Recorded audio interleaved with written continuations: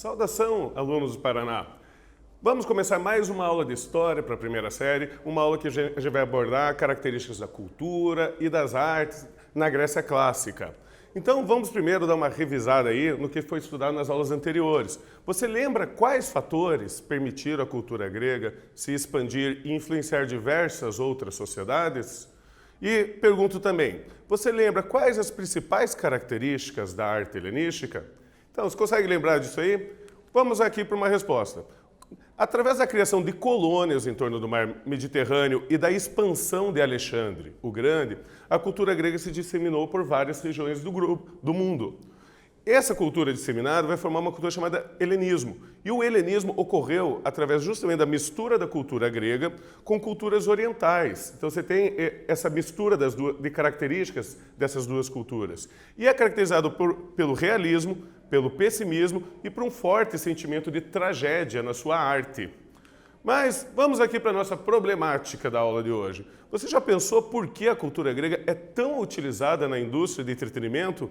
Afinal de contas, há uma grande variedade de jogos, de filmes, de livros que se baseiam em características da religião grega, da cultura grega ou da mitologia grega. Então, no slide anterior, estavam presentes alguns produtos da indústria cinematográfica, que fazem muito sucesso. Os filmes, os desenhos animados, os jogos para videogame, para computador, com temas ligados à mitologia grega. Compreender a cultura grega nos permite entender melhor a origem da cultura ocidental e diversos conceitos, como o conceito de ética e de moral, que foram muito trabalhados aí pela religiosidade da Grécia Clássica. Como que era essa religião na Grécia Clássica? Então, cada cidade grega cultuava os seus deuses e construía templos e santuários para eles. Então, cada uma daquelas polis, das cidades-estado, tinha o seu deus protetor. Ao longo do ano, os gregos faziam festas religiosas com procissões, cultos e oferendas aos deuses da cidade, para obter favores e proteção. Por isso se diz que a religião grega era uma religião cívica, justamente porque o deus protetor da cidade tem uma relação direta com a política da cidade. Então cada cidade possui seu próprio deus e pede favores e proteção para esse deus protetor. Então vamos para a nossa primeira atividade da aula de hoje. Tendo em vista que a Grécia adotava uma religião politeísta e que cada cidade possuía um deus protetor, por que podemos considerar a religião grega uma religião cívica? Vocês vão ter aí um tempinho para vocês pensarem, escrever no caderno e eu já retorno com a resposta correta.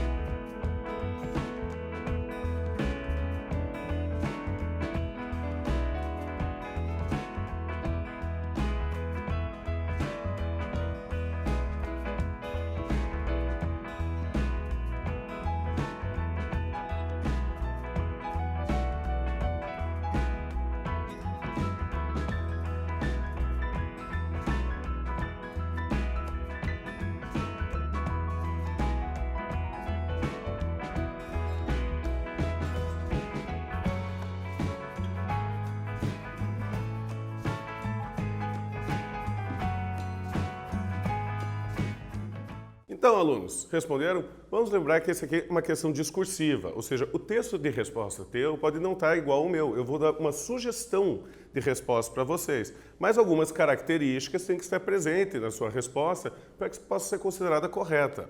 Então, aí, quando a gente pergunta, tendo em vista que a Grécia adotava uma religião politeísta e que cada cidade possuía um deus protetor, por que podemos considerar a religião grega uma religião cívica? Bom, a sugestão de resposta é: a religião grega pode ser chamada de uma religião cívica, pois era um dever civil praticar os cultos e as oferendas, assim como demais festividades relacionadas ao Deus protetor daquela cidade.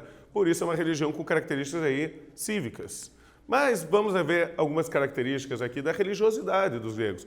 Um dos grandes monumentos dos gregos é o oráculo de Delfos. Alguns templos tinham um oráculo. Esse oráculo aí é uma construção muito especial para eles. Nesse oráculo, um sacerdote ou uma sacerdotisa que orientava quem vinha pedir conselhos ou saber do futuro. Eles acreditavam que era possível você prever o futuro através aí do oráculo. No oráculo de Delfos, por exemplo, era uma sacerdotisa, a Pitia, que transmitia às pessoas conselhos dados pelo deus Apolo, esse deus que garantia a ordem do universo para eles, é o deus relacionado à lua. E na religião, como que era a religião falando de uma maneira bem geral? Bom, você vai ter vários mitos e lendas sobre deuses, sobre semideuses, heróis, e esses mitos eram passados principalmente por tradição oral. Assim, era passado de geração para geração. Com o tempo, alguns escritores vão passar a escrever esses mitos gregos, que daí puderam ser transmitidos para a gente até os dias de hoje. Então aqui nós temos, por exemplo, Zeus, que era o deus mais importante para eles, representado uma ânfora. Uma ânfora é uma espécie de um vaso onde eles usavam para guardar produtos, em 480 aí antes de Cristo. A mitologia dos gregos, então, os gregos, assim como outros povos antigos, acreditavam em vários deuses. Isso quer dizer o quê? Que eles eram politeístas. Julgavam que 12 de seus deuses viviam no alto da montanha mais alta da Grécia, que é o Monte Olimpo. Por isso, a palavra Olimpo passou a ser sinônimo de céu, lugar onde reina a felicidade, o lugar onde você iria morar junto com os deuses. Inclusive, já foi falado em outras aulas, as Olimpíadas que ocorriam justamente ao pé desse Monte Olimpo serviam justamente para homenagear a esses deuses. Era um evento muito importante de homenagem a eles. E aqui nós temos uma representação do que seria a estátua de Zeus. Essa estátua ela não existe, foi destruída, nós só temos registros escritos sobre ela. Mas aqui é uma representação artística de como seria esse monumento feito para o pai de todos os deuses, para os gregos. Aqui nós temos uma outra escultura mostrando também a figura de Zeus. Aqui Zeus ele é sempre representado como um homem de grande força, barbas compridas e cabelo comprido, que para os gregos, você ter barba comprida era um sinônimo de sabedoria, de que você tinha grande conhecimento. Então, até onde se sabe, os gregos não possuíam nenhum livro sagrado como a Bíblia. Nesse sentido, a religião da Grécia antiga não possuía dogmas, não tinha uma lei absoluta que você tinha que seguir e que você não poderia discutir. Então ela era uma religião mais viva, que havia discussões, debates e contradições até. Então não possuía dogmas, textos ou sacerdotes que orientassem ou monopolizassem a interpretação espiritual. Então os mitos eles passavam por uma livre interpretação das pessoas. Esse talvez seja um dos motivos pelo qual a mitologia grega é tão trabalhada até hoje na cultura, na indústria do entretenimento. Justamente porque ela dá essa liberdade de interpretação, essa liberdade de opinião dentro de conceitos religiosos. Mas vamos para mais uma de nossas atividades da aula de hoje. Após ter visto algumas características da religião grega, escreva em seu caderno um parágrafo resumindo suas principais características. Vocês vão ter um tempinho aí para pensar e a gente já retorna.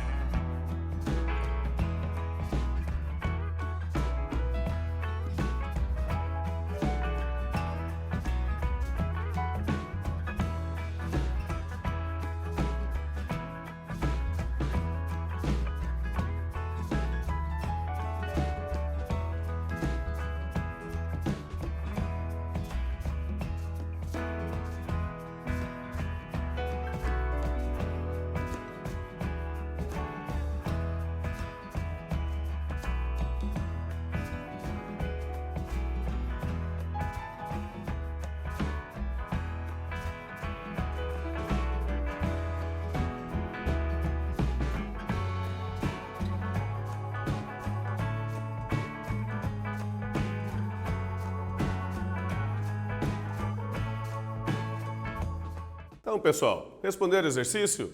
Então, quais são as principais características da religião grega que a gente pode citar aqui? Bom, a religião grega era uma religião politeísta, isso é, tinha vários deuses, e dedicada a um deus protetor da cidade.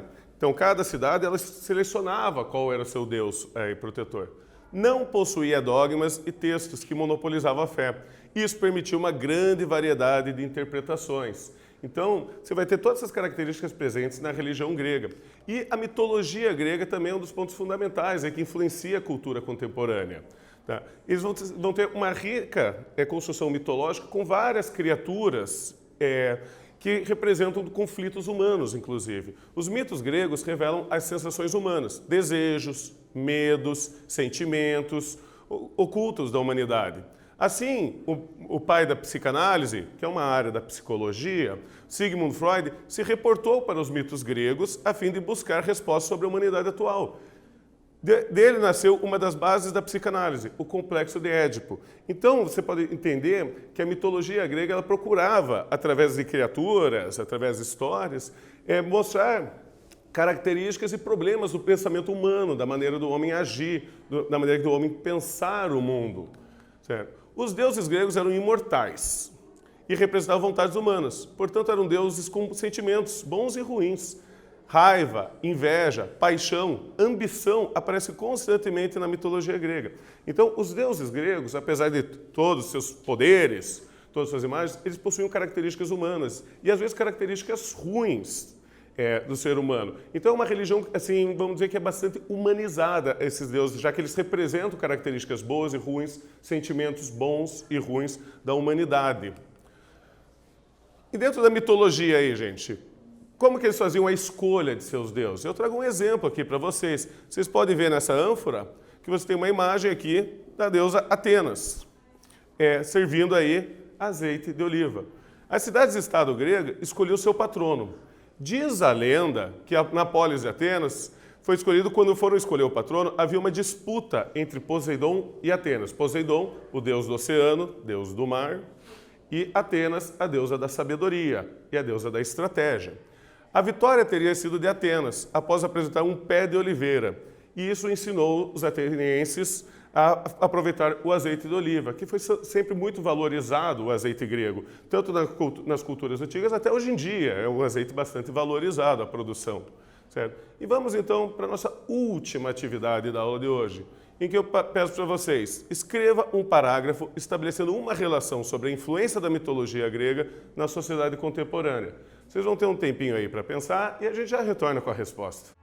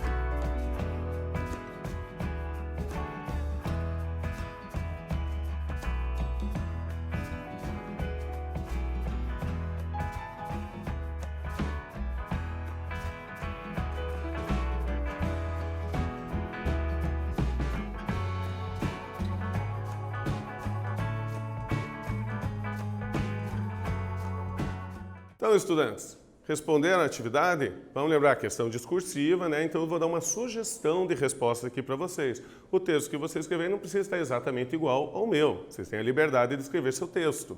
Então, escreva um parágrafo estabelecendo uma relação sobre a influência da mitologia grega na sociedade contemporânea. Minha sugestão de resposta aqui. A riqueza da mitologia grega serviu de inspiração para a indústria de entretenimento, através de filmes, jogos e livros, assim como serviu para o desenvolvimento da psicanálise e da filosofia ocidental. Então a cultura grega se tornou muito predominante aí justamente por essas características. Ter vários deuses diferentes e não ter uma religião dogmática, escrita uma regra só, permitiu aí uma grande interpretação e variação, tanto literária, quanto também de aproveitamento em discussões, e assim você pode gerar uma cultura muito mais rica. Justamente pelas várias cidades, elas davam interpretações diferentes a seus deuses e como eles se relacionavam. Porque os gregos, vamos lembrar, eles não tinham uma unidade política. Eles era uma unidade cultural. Eles acreditavam serem descendentes de um mesmo antepassado em comum, heleno.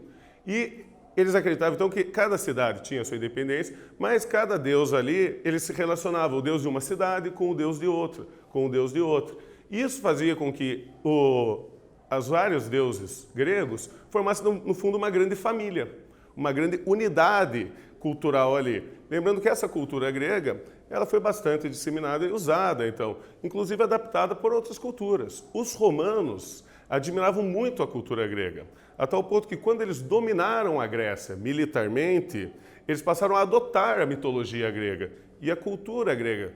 Tudo isso sendo transformado. Eles inclusive achavam que falar grego era uma coisa muito chique, era algo muito que mostrava cultura para eles. E eles, mesmo dominando a Grécia, eles contratavam filósofos gregos, escritores gregos, teatrólogos gregos, para irem até Roma, escreverem as peças, divulgarem a sua cultura, divulgarem todas as características da cultura grega.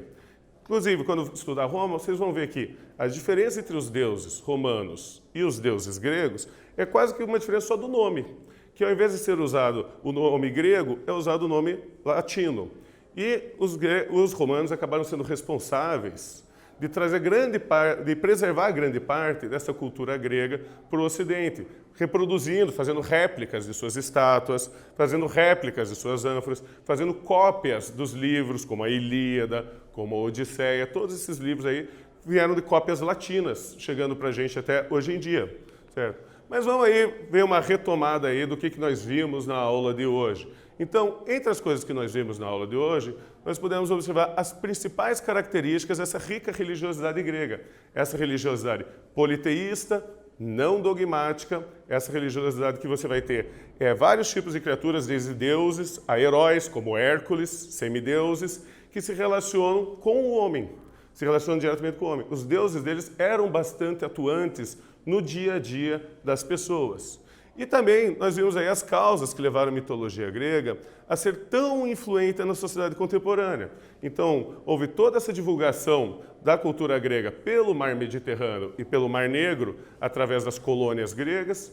Depois você vai ter aquele movimento do helenismo, com a expansão de Alexandre o Grande para o Oriente, misturando características da cultura grega com características orientais. E, por último, quando os romanos dominaram a Grécia, eles passaram a copiar muitos dos documentos, textos filosóficos, reproduzir as estátuas que já eram usadas pelos gregos, e isso virou uma herança do Império Romano para a gente, que talvez seja uma herança dos gregos para o período contemporâneo. Então, tudo isso aí contribuiu para que a cultura grega chegasse até os dias atuais e fosse tão valorizada pela cultura contemporânea. Então, gente, agradeço por mais essa aula. Até a próxima.